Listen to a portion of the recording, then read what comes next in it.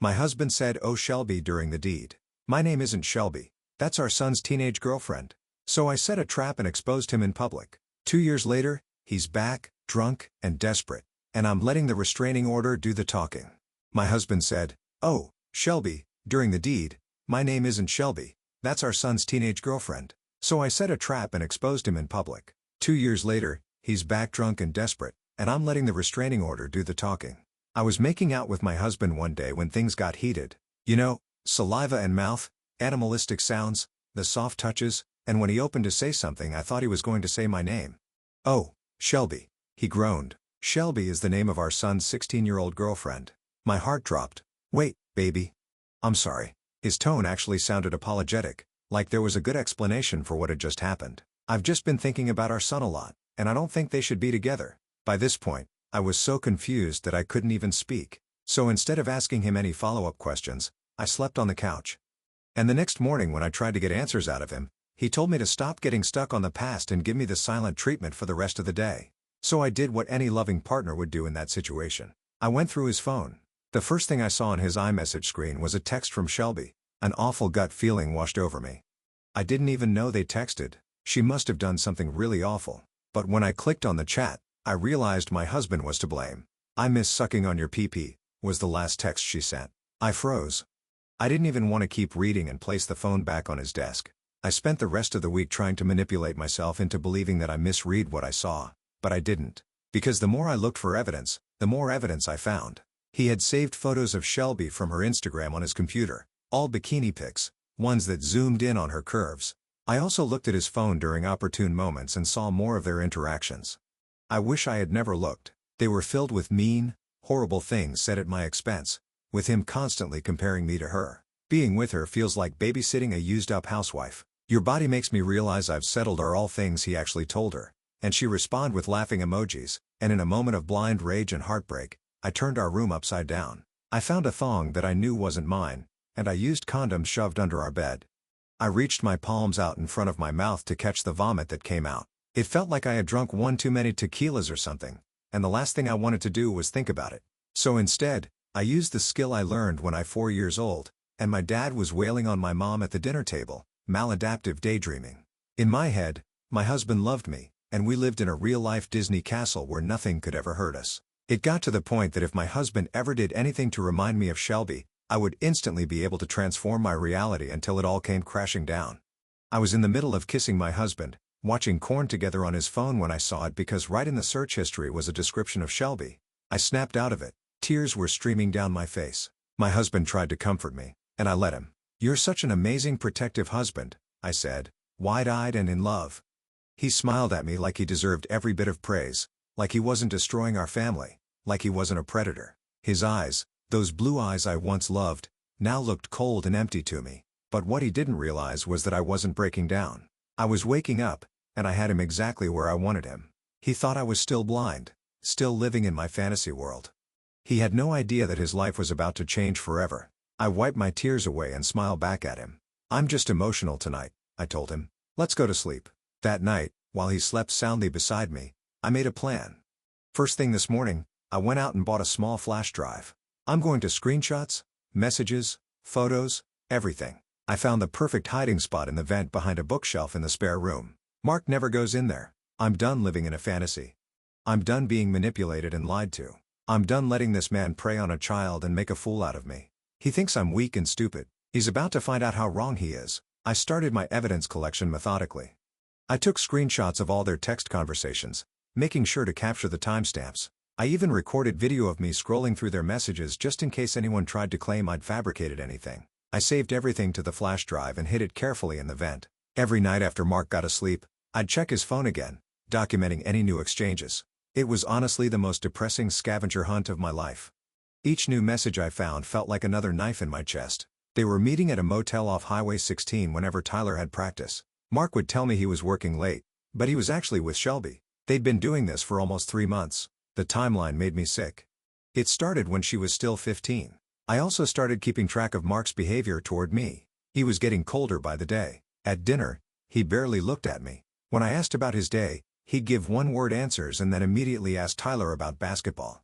It was like I was slowly disappearing from my own home. One night, I tried to initiate a conversation about our relationship. I asked if everything was okay between us. Mark looked at me like I was speaking a foreign language. "What are you talking about?" "Everything's fine," he said, not even looking up from his phone. "You seem distant lately," I pressed. That's when he snapped. He threw his phone down on the couch and glared at me. "Jesus, Diane, do you ever stop? Maybe I'm distant because you're constantly hovering and questioning me. Maybe I need some space from your neediness." I just stared at him, shocked by the venom in his voice. This wasn't the man I married, or maybe it was, and I just hadn't seen it before. "I think you're projecting," he continued, his voice dripping with contempt. "Maybe you're the one cheating. Is that it? Are you sleeping with someone else and trying to put this on me?" Classic gaslighting. I recognized it immediately, but it still hurt. I just walked away, which seemed to pass him off even more. He followed me into the kitchen, still ranting about how I was probably cheating, how I was crazy, how I was ruining our marriage with my paranoia. I just kept washing dishes, not responding, which made him even angrier. He stormed out of the house, slamming the door so hard a picture fell off the wall. The glass shattered across the floor.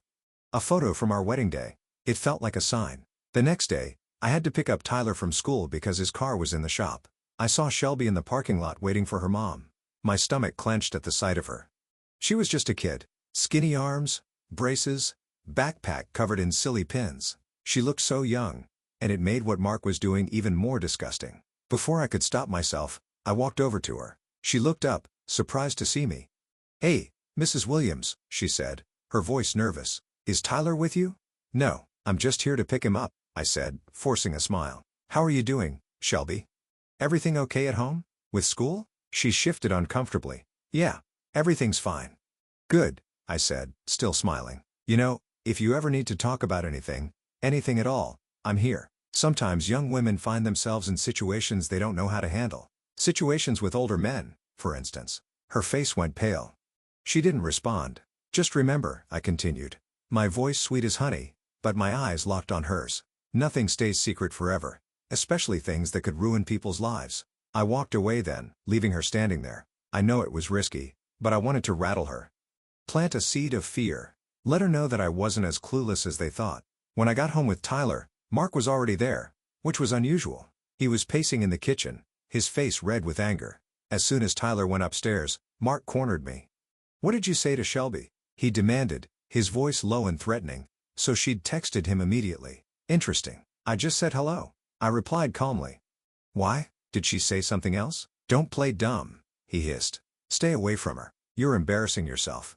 I just smiled and walked past him to start dinner. My calm reaction seemed to unnerve him more than if I'd fought back. The next day, I noticed something strange. The mail didn't come. I checked the mailbox 3 times, but it was empty.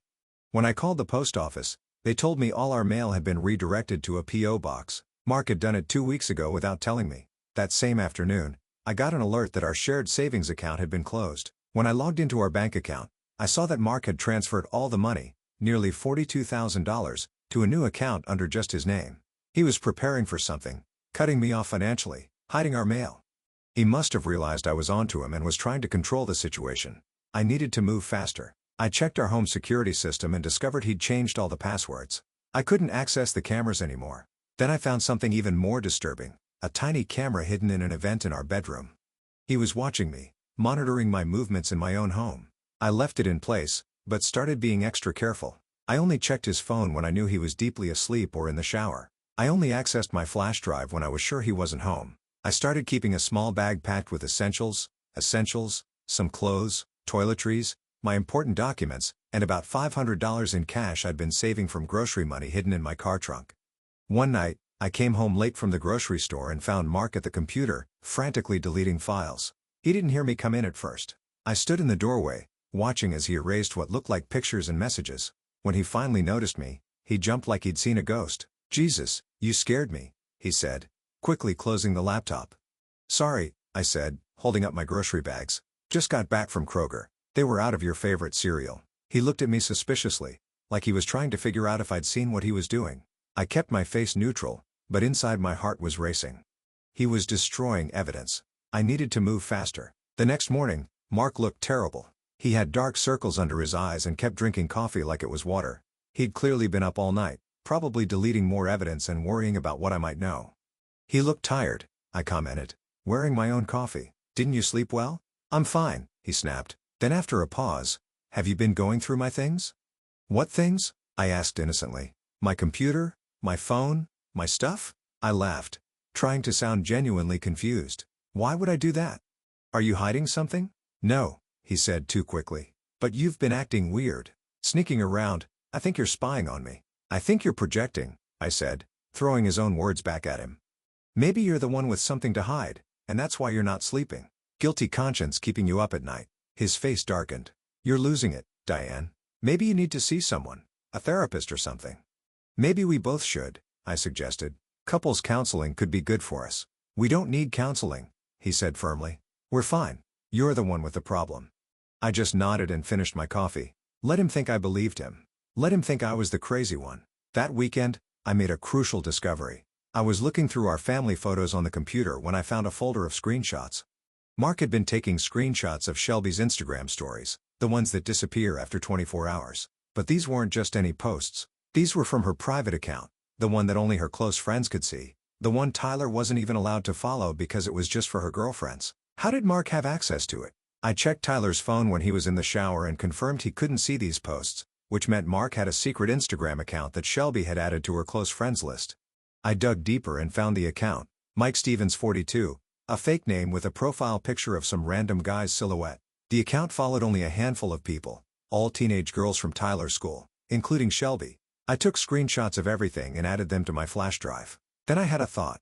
Shelby's parents, did they know what was happening? Did they have any idea their daughter was involved with a married man twice her age? I found Mrs. Cooper's number in the school directory and called using the excuse of planning a surprise party for Tyler and Shelby's 6-month anniversary. During our conversation, I casually asked if Shelby had mentioned spending time with Tyler's dad. With Mark? No. Why would she? Mrs. Cooper sounded genuinely confused. She's always talking about Tyler, but she's never mentioned spending time with his father, so they had no idea. Shelby was lying to her parents too, probably telling them she was with Tyler when she was actually with Mark. The whole thing made me sick. The next day, things took an even darker turn. I went to drive to work and discovered all 4 of my tires had been slashed, not just flat, cut with something sharp. This wasn't random vandalism. This was targeted. I called in sick to work and used Uber to get to a cheap motel a few towns over. I paid cash and used a fake name. I needed space to think, to plan my next move without Mark watching my every breath.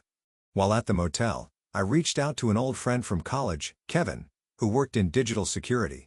I didn't tell him the whole story about the minor aspect, just that I suspected my husband was having an inappropriate relationship and I needed help gathering evidence. Kevin was horrified and immediately offered to help. He helped me set up a fake email account that looked like it came from Shelby. We sent Mark an email saying Shelby was scared her parents were getting suspicious and she needed to talk to him about what to do. We asked specific questions that would require him to acknowledge their relationship in his response. Mark took the bait. He replied within minutes, telling Shelby not to worry, that they'd been careful and no one suspected anything. He told her to delete their text conversations regularly and to make sure she always used private browsing mode when messaging him. He even referenced specific times they'd been together, giving me exact dates and locations. I forwarded everything to my real email and added it to my flash drive. Then I contacted a divorce lawyer, not just any lawyer, but one who specialized in cases involving infidelity and abuse. I showed her some of my evidence, and she was appalled. She helped me understand my options and what I needed to take to protect myself financially and legally. One thing became very clear from our conversation. I couldn't confront Mark alone. He was becoming increasingly unstable, and it wasn't safe. The slashed tires proved he was willing to escalate to property damage. What would be next? The lawyer suggested I stay with a friend or family member when I finally served him with divorce papers. She also recommended I have a police escort when I returned to the house to collect my belongings. The severity of her warnings made the situation feel even more real and dangerous. I decided to set a trap. I needed to catch Mark in a way that would leave him no wiggle room, no way to deny what he'd done or twist it around on me, and I needed witnesses, people he couldn't manipulate or threaten into silence. I planned a family dinner for the following weekend, inviting Mark's parents and his sister, along with Tyler. I told everyone it was to celebrate Mark's recent promotion at work. A lie, but a convenient one. Mark seemed suspicious of my sudden desire to host a family gathering, but didn't object. The night before the dinner, I prepared Mark's favorite meal and bought his favorite beer. I wore the dress he always said he liked. I was the perfect doting wife. When he asked what had gotten into me, I told him I'd been doing some thinking and realized I'd been too hard on lately. I apologized for being suspicious and said I wanted us to have a fresh start. He seemed to buy it. His posture relaxed and he actually smiled at me. A real smile. Not the cold one I'd been getting for weeks. He even helped clean up after dinner, something he hadn't done in months. That night when he was in the shower, I switched his phone with an identical model I bought. Kevin had helped me set it up with a screen recording app that captured everything Mark did on the phone plus GPS tracking. The real phone, with all its incriminating evidence, went into my secret bag in the car trunk. The next day, as I prepared for the family dinner, Mark was in an unusually good mood. He kept touching me as I cooked. A hand on my waist, a kiss on my neck. It took everything in me not to recoil. I just kept smiling and playing along. His parents arrived first, then his sister with her husband, and finally, Tyler came downstairs. Everyone was chatting in the living room while I finished up in the kitchen. Mark was telling some story about a client at work, laughing and animated. He thought he had won. He thought I was broken, submissive, back under his control. He had no idea what was coming. I connected my laptop to the TV, telling everyone I wanted to show them photos from our recent family vacation. But instead of vacation photos, I had queued up the evidence, all of it, the texts, the emails, the Instagram screenshots, the motel receipts, everything. I hit play and watched as Mark's face went from confused to horrified. His mother gasped. His sister covered her mouth. Tyler looked bewildered, then angry as he realized what he was seeing. "What the hell is this?" Mark shouted, lunging for the laptop, but his father, a big man with hands like hammers, grabbed his arm. "Sit down," his father growled. "Sit down and explain yourself." Mark looked around wildly, like a cornered animal. "She's making this up," he said, pointing at me. "She's crazy. She's been acting paranoid for weeks. She fabricated all of this because she's jealous of how much time I spend with Tyler." But no one was buying it. The evidence was too clear, too specific. There were timestamps, locations, his own words in black and white. Tyler stood up, his face pale. "Is that why Shelby stopped talking to me last week? Were you with my girlfriend?" Mark couldn't even look at his son. He just kept repeating that I was lying, that I was crazy, that I had manipulated the evidence. His mother walked over and slapped him hard across the face. The sound echoed in the suddenly silent room. "How could you?" she whispered, tears streaming down her face. "She's a child. She's your son's girlfriend. What is wrong with you?" Mark's sister took Tyler by the arm and led him out of the room. I could hear her talking to him softly in the kitchen, probably trying to comfort him. Though what could you possibly say in this situation? Mark turned on me then. His face contorted with rage. "You manipulative bitch," he snarled. "You planned this whole thing. You set me up." I stayed calm. I didn't say a word. I just watched him break. Watched as the reality of his situation finally hit him. He'd lost everything. His son's respect, his parents' love, his marriage, and it was all his own doing. "Get out," I finally said, my voice steady. "Get out of my house." "Your house?" He laughed bitterly. "This is my house. I paid for it. You're nothing without me." I walked upstairs without responding and returned with his suitcase. I'd packed it the night before. Just the essentials, enough to get him through a few days. "I've already changed the locks." I lied, knowing I would do it first thing tomorrow. "Your lawyer can contact mine about the rest of your things." His father stood up. "You're coming with us, Mark." Now. Mark looked around the room, searching for an ally, but found none. Even his mother, who had always defended him, couldn't look at him now. "This isn't over," he said to me as his father practically dragged him to the door.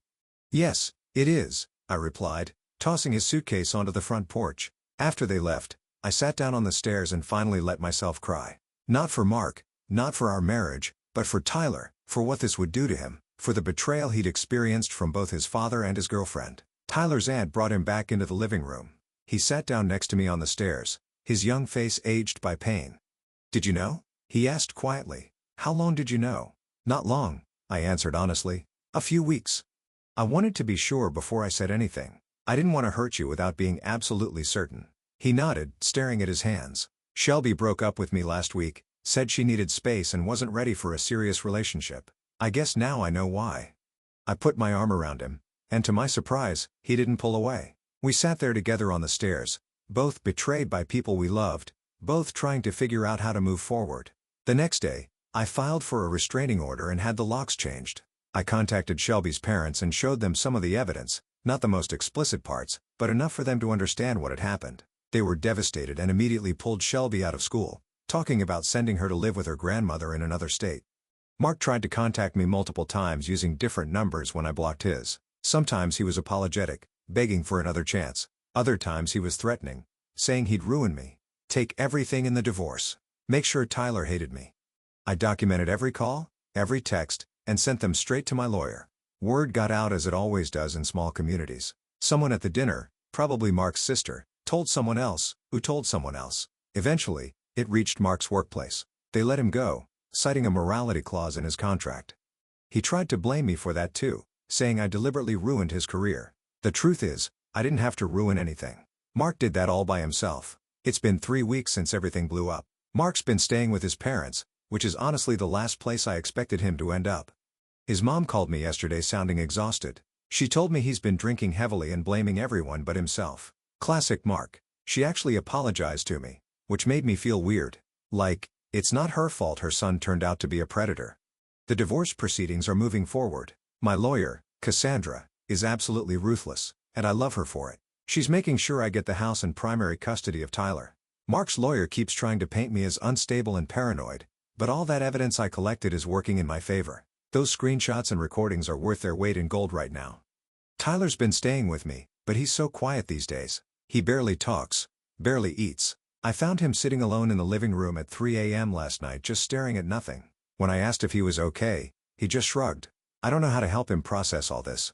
I scheduled him an appointment with a therapist, but he refused to go. Said he wasn't crazy and didn't need to talk about his feelings with some stranger. I'm not pushing it for now, but I'm worried about him. I ran into Shelby's mom at the grocery store 2 days ago. Talk about awkward. I was in the produce section picking out apples when I looked up, and there she was, staring at me from across a pile of oranges. I froze, not knowing if I should say something or just walk away. She made the decision for me, marching right over with her shopping cart. I want you to know we had no idea, she said, her voice shaking a little. We thought she was with Tyler all those times. I nodded, not really knowing what to say. What do you say to the mother of the girl your husband was grooming? We're sending her to live with my mother in Arizona, she continued. New school, new start, and she's seeing a counselor twice a week. That's good. I managed to say, I'm sorry about all of this. She looked at me for a long moment. You have nothing to be sorry for. You exposed it. You stopped it. Then she just walked away, leaving me standing there holding an apple I no longer wanted. The whole interaction left me feeling drained. I went home and took a long shower, trying to wash away the weirdness of it all. I keep having these moments where the reality of the situation hits me all over again, like my husband was having an affair with a teenager, my son's girlfriend. It still doesn't seem real sometimes. Last Friday, Mark showed up at the house unannounced. I was alone. Tyler was at a friend's place for the night. I heard a car in the driveway and looked out the window to see Mark's BMW pulling in. My heart started racing immediately. I checked that all the doors were locked and grabbed my phone, ready to call 911 if needed. He rang the doorbell about 20 times in a row and started pounding on the door when I answer. I could see him through the peephole, swaying slightly. He was hammered. I know you're in there, he shouted. Open the door. We need to talk. I stayed completely silent, watching him through the peephole. He looked terrible, unshaven, hair a mess, clothes wrinkled like he'd been sleeping in them. This is still my house, he yelled, kicking the door hard enough to make me jump back. You can't keep me out of my own house. I texted my neighbor Carl, who's a retired cop. He came over within minutes and confronted Mark in the driveway. I watched from the window as Carl basically told Mark to get lost or he'd call the police and report him for violating the restraining order. Mark finally left, tires screeching as he backed out of the driveway. I thanked Carl with some homemade cookies the next day. He told me to call him any time, day or night, if Mark showed up again. It's nice to know I have allies in all this. The restraining order is helping, but it's just a piece of paper. It doesn't stop Mark from trying to contact me in other ways. He created new email addresses to get around my blocks. He even sent me flowers at work with a card begging me to talk to him. My coworkers thought it was romantic until I explained the situation. Now they're all super protective, which is sweet, but also a little embarrassing. My boss, Marilyn, has been surprisingly understanding about everything. I had to take a lot of days off for lawyer meetings and court appearances, but she just patted my shoulder and said, "Family comes first." I almost cried right there in her office. It's weird how kindness can hit you harder than cruelty sometimes. The hardest part of all this has been watching Tyler struggle. He's not just dealing with his dad's betrayal, but also Shelby's. 2 people he trusted completely, gone from his life in the worst possible way. He's been having nightmares. I hear him yelling in his sleep sometimes, and it breaks my heart. Yesterday, he finally opened up a little. We were eating dinner, just takeout pizza because neither of us felt like cooking, when he suddenly put down his slice and looked at me. "Did Dad ever really love us?" he asked, his voice smaller than I've heard it since he was a little boy. I had to think about that one. Did Mark love us? Maybe once, in his own way. But love isn't supposed to hurt like this. I think he loves the idea of us, I answered carefully. The perfect wife. The star athlete's son. But real love means respecting people, not just using them. Tyler nodded slowly. I keep thinking about all the times he came to my games, cheering and acting all proud. Was that fake too? I don't know, honey, honestly. I wish I did. He went back to eating his pizza, but something had shifted. He seemed a little lighter, like just asking the question had helped. Last week, I started redecorating the bedroom. I couldn't stand sleeping in the same room where Mark and I had shared a bed for so many years. I bought new furniture, painted the walls a soft blue instead of the beige Mark had insisted on, and got new bedding. I even moved the bed to face the window instead of the door. Small changes, but they help. I found another one of Mark's hidden cameras while I was moving furniture. This one was in a fake smoke detector. I smashed it with a hammer, which felt way better than it probably should have. Then I went through the whole house with a fine-tooth comb and found two more. One in the kitchen and one in the hallway bathroom. All destroyed now. The idea that he was watching me spying on me in my own home still makes my skin crawl. Mark's sister Olivia came by yesterday to pick up some of his things. She couldn't look me in the eye at first, just kept apologizing for her brother's behavior. I told her she had nothing to apologize for. She's been great through all this, checking in on Tyler regularly and making sure he knows this isn't his fault. While she was gathering Mark's clothes, she told me something interesting. Apparently, this isn't the first time Mark's been inappropriate with a younger woman. Back in college, he got in trouble for dating a freshman when he was a senior TA in her class. Nothing illegal, but definitely against university policy. His parents paid to make it go away. Olivia only found out because she overheard her parents arguing about it. I should have said something, she said, folding one of Mark's sweaters. Maybe if I had, none of this would have happened. I told her that wasn't her responsibility. Mark made his own choices, but it did make me wonder what else I didn't know about the man I married. The divorce should be finalized in a few months. Mark's fighting it, of course. He's contesting everything. The division of assets, the custody arrangement, even the grounds for divorce. His lawyer keeps trying to argue that there's no proof he actually had physical contact with Shelby, just inappropriate texting, as if that makes it any better. My lawyer says not to worry. The evidence is overwhelming, and judges don't look kindly on men who prey on teenagers. Still, it's draining to keep fighting. Some days, I just want it all to be over so I can move on with my life. I've been thinking a lot about what moving on even looks like. I'm 42 years old, starting over after nearly 2 decades of marriage. The thought of dating again terrifies. How do you trust anyone after something like this? How do you open yourself up to another person when the last one hurt you so badly? For now, I'm focusing on rebuilding my life with Tyler. We're figuring out our new normal, just the two of us. We started a tradition of Sunday movie nights, complete with popcorn and candy. Last week, we watched all 3 John Wick movies back to back. Tyler fell asleep during the third one, his head on my shoulder like when he was little. It was the most peaceful I've seen him in weeks. I got a call from Mark's workplace yesterday. His former assistant, Winter, wanted to let me know that Mark had been bad-mouthing me to everyone who would listen, claiming I set him up and ruined his life. Winter didn't believe him and wanted me to know that most people at the company were on my side. She also mentioned that Mark had a reputation for flirting with the younger female employees, especially the interns.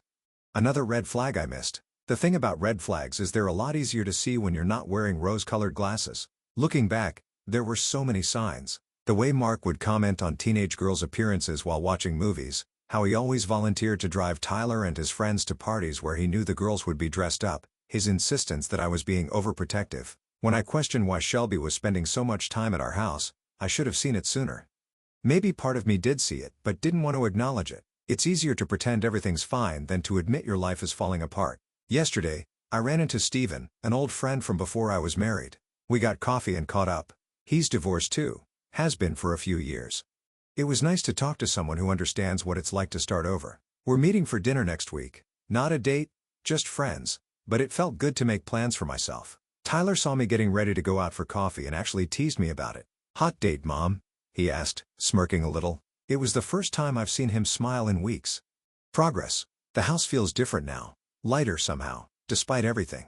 I realized I'd been holding my breath for years, walking on eggshells around Mark's moods and demands.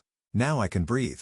I can play whatever music I want, watch whatever shows interest me, eat dinner at 9 p.m. if I feel like it. Small freedoms, but they matter. I still have the flash drive with all the evidence. I keep it in my purse now, always with me. My lawyer has copies of everything, but I can't bring myself to get rid of the original. It's like a talisman, proof that I'm not crazy. that I didn't imagine any of this.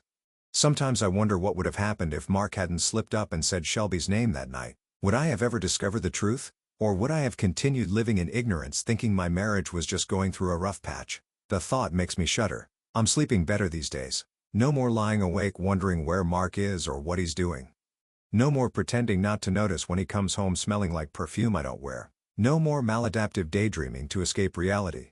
My reality isn't perfect, but it's mine, and I'm not running from it anymore. Tyler asked me yesterday if we could move, start fresh somewhere new. I told him we'd think about it after the divorce is final. Maybe a change of scenery would be good for both of us, somewhere without memories of Mark and Shelby around every corner. For now, though, we're reclaiming this house, making new memories to replace the tainted ones. Last night, we ordered Chinese food and ate it straight from the containers while watching a stupid comedy on Netflix. We laughed until our sides hurt. It wasn't a perfect evening, but it was real. And after years of living in a fantasy, real feels pretty damn